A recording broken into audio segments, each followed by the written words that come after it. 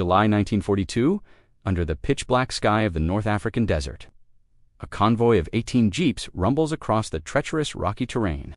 They are deep behind enemy lines, moving like ghosts through the darkness. Leading this daring group is Major David Stirling, the founder of the British Special Air Service. Their target is a vital German airfield, Sidi Hainisch, located 230 miles northwest of Cairo. This mission is audacious, a high-stakes gamble that could cripple the Luftwaffe's air power in the region. Stirling has immense faith in his men, a hand-picked unit of the toughest soldiers in the British Army. But as they navigate the desolate landscape, a sense of unease creeps in. They've been traveling for hours, following their intelligence to the letter. He checks his maps, glances at his compass, and whispers to himself, "Where is the airfield? It should be right here." The vast emptiness of the desert seems to have swallowed their objective whole. Suddenly, the night is torn apart. Hundreds of blinding lights flash on, piercing the darkness and illuminating the entire area. For a terrifying moment, Stirling's heart sinks. He thinks they've been spotted, that their mission is over before it's even begun. The brilliant white lights feel like a spotlight on a stage, exposing them to every enemy gun.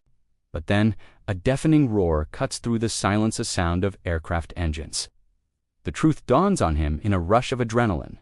It's not an ambush. The Luftwaffe has lit up its own airfield. They've stumbled right into the heart of the enemy's nest. To Stirling's left is Captain Paddy Mayne, already a legend within the SAS for his raw courage and ferocity. A wide grin spreads across his face as he gazes at the rows of German bombers and fighters, perfectly silhouetted by the lights. "Oh, what a beautiful sight, sir," Mayne remarks, his voice filled with gleeful anticipation. Beside him, Lieutenant Carroll Mathers grips the wheel of his jeep, his knuckles white. On Stirling's right, a unit of the Free French SAS, led by the equally determined André Zernheld, prepares for action. Zernheld looks to Stirling, his eyes burning with intensity, waiting for the signal. This was the moment they had trained for, the very reason the SAS was created. Their original plan had been to sneak onto the airfield on foot, planting bombs on the planes.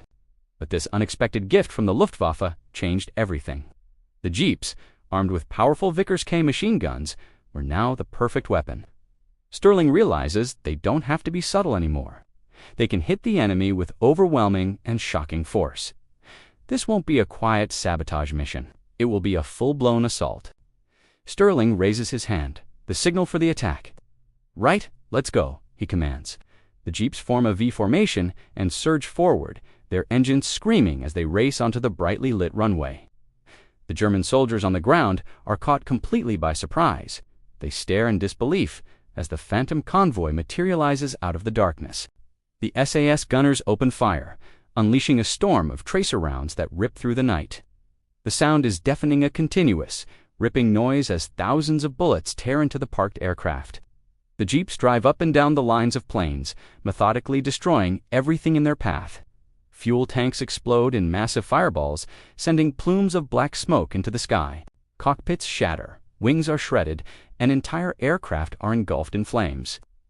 The SAS raiders are disciplined and efficient, each gunner focusing on a specific target before moving to the next. The Germans, initially stunned, begin to fire back, but their response is disorganized. They are fighting shadows that move with terrifying speed and precision. In less than 15 minutes, the raid is over. The airfield is a scene of utter devastation. Wreckage burns everywhere, casting an eerie orange glow over the desert. Stirling gives the order to withdraw, and the jeeps melt back into the darkness from which they came, leaving behind a scene of chaos and destruction. They had achieved the impossible.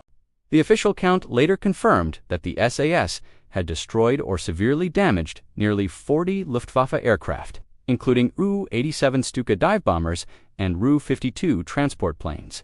The Sidi Hainisch raid became one of the most legendary operations in the history of special forces. It was a textbook example of the SAS motto, "Who dares wins."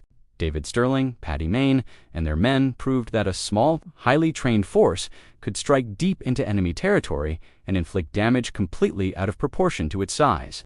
This daring night raid not only crippled the German Air Force in North Africa, but also solidified the reputation of the Special Air Service as one of the most effective and audacious fighting units of the Second World War.